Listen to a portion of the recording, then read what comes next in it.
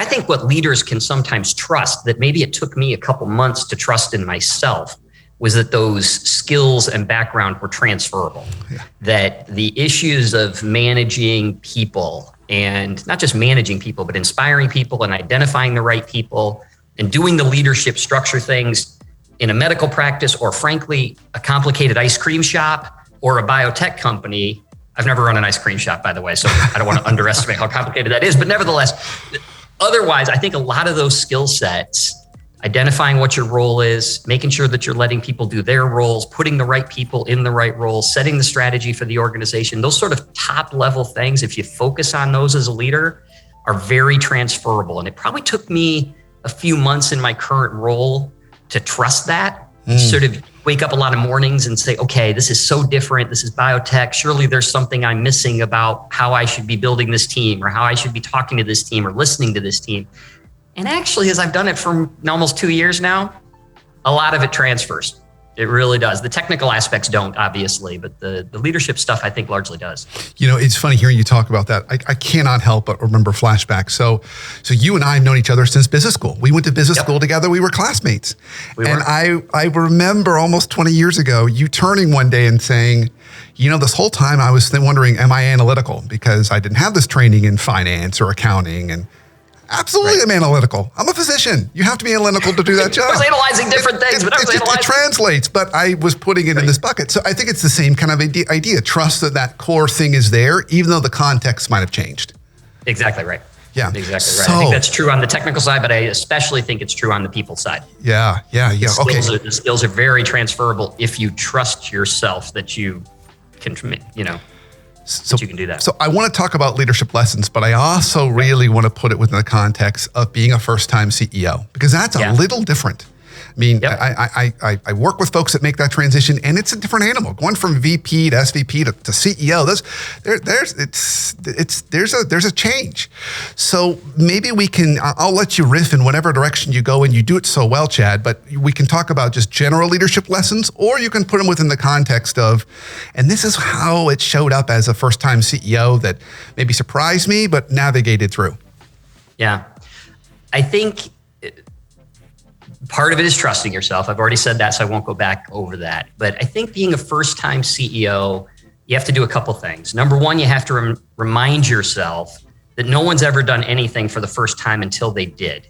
So give yourself a break occasionally, right? I mean, whether it's your first time in an SVP role or whatever role, whether it's the first time you're the captain of a team or the CEO of a company or whatever it is, being scared by that and pretending that no one else has ever been in that situation and it might not be something you can get through, I think is a big mistake, because the reality is nobody's gotten experience except by getting experience. So go get yours, right? And get it every day and get after that. So that, I think, was a key point for me, just sort of giving myself the confidence that you can do this. You've got good people skills. You're a good communicator. You do have some analytical background. You have to transfer it over to a different set of analytics, but that's not the hardest thing in the world if you work hard.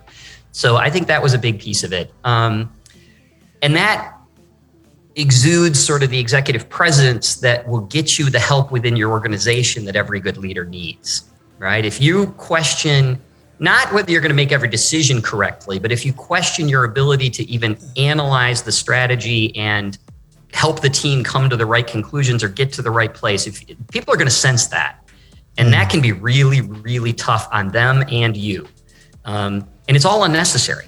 I think you should just, you're not going to make every decision right. No CEO does. No leader does. So don't pretend that. If you do make a mistake, don't fall back on, I wouldn't have made that mistake if I'd been a CEO before.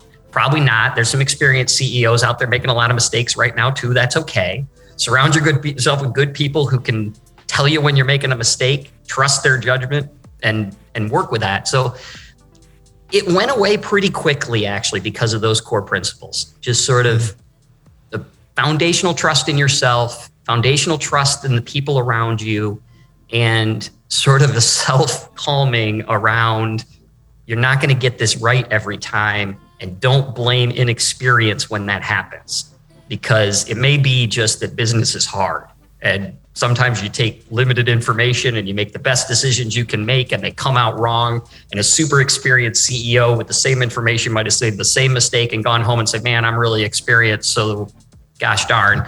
Whereas you can't go home and say, well, I'm really experienced. I'm sure inexperienced. I'm sure I screwed that up because I've only been in this job 6 months. Because that's self-defeating, and I think it's organizationally defeating. Yeah. So. Beautiful. I love that. So there's this idea of trusting yourself, trusting your abilities. And I love the fact that you translated that into, and I even wrote on my notes here, = exudes executive presence. Because when you walk into a room with that level of trust, and it's not cockiness. And I want to put this in context. You're not saying show up cocky, just confident that, as a mentor of mine shared with me years ago, he would say that when you're at your best, you're enough in your limitedness. Like I'm enough in my limitedness. I'm not perfect, but I'm enough. I can ask good questions. I can pull the right answers from the right people. So right. I love that. So I wanted to dive a little bit more into this experience, because to go back in your story, just to remind everybody, you're the CEO of a biotech company that focuses on vaccine work, and you happen to step into that role in the beginning of a pandemic. When vaccines were pretty hot conversation. Yeah, a little bit of a thing over the last couple of years. Yeah. So a lot of spotlight in terms of the kind of work that you all do. What was it like leading in that environment? It was a little bit of drinking from a fire hose, obviously. And I do think that could highlight a challenge sort of on what we just talked about. I did have to work every day to make sure that the fire hose I was sensing some days wasn't my inexperience as a CEO versus this is just what vaccine companies are going through right now, especially small ones with new technology that may or may not be relevant to the COVID pandemic. So there were days when the amount of things coming at us could be overwhelming to anybody. And I don't know if every day I figured out whether, if I'd been in the role probably pre-COVID, for example, I would see the difference in flow and therefore know it was COVID, or if this was just the flow of running this company. So I think that part was hard to differentiate.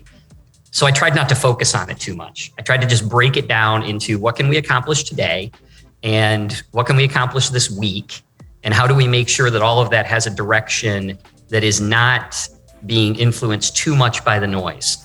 As the CEO, we have investors, we have outside people who are interested in the company. We have some people who are interested in our technology because it's fairly novel. There was a lot of noise. Have you done this? Have you thought about this? I read this in the New York Times this morning. Did you hear Anthony Fauci on TV this morning?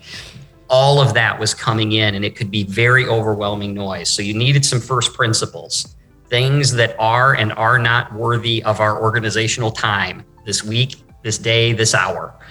And I think as the CEO needed to be a little bit of a filter and a beacon for that. I think it was one of the roles of the CEO in that job, because I know all of our employees were probably getting this. Many of them had been with the company for longer than me, maybe had greater contacts that were interested in vaccines outside of this. So I knew our whole organization was getting peppered on our cell phones by investors and interested parties and PR firms that wanted to represent us for the first time. It was endless.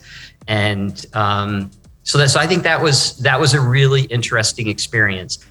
And what I didn't let it do, which I think was smart, and I would encourage others to take this in times of whether they be crises or just overwhelming business environments, I didn't let it turn it into an 80-hour-a-week job. Nice. Just didn't. And figured, we've got other people. If it's taking all of us 80 hours a week to process it, we're processing too many things. Let's get some things off our plate. We're listening to some noise that we shouldn't be listening to. Let's go back and look at first principles. What's our strategy? How does this fit with our strategy? Is the latest news out of the NIH or the FDA about the latest COVID vaccine potential relevant or not relevant to our technology? And if it's not, let's not spend hours spinning up about it just because we got a bunch of tweets that might be interesting this week. So I think that was useful.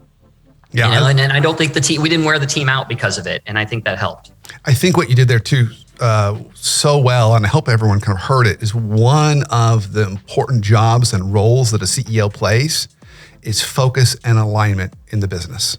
No doubt. No matter what organization it is, there's going to be a lot of noise. You happen to just be in a slightly noisier context than most, but a lot of noise. And so, a lot of noise. And I love that you boil it down to you got to have your first principles. You need to have your unique point of view as a CEO in order to create those first principles, which creates focus and alignment. So the team knows what to anchor to. And the team expects it of you. People don't like that feeling overwhelmed by noise. And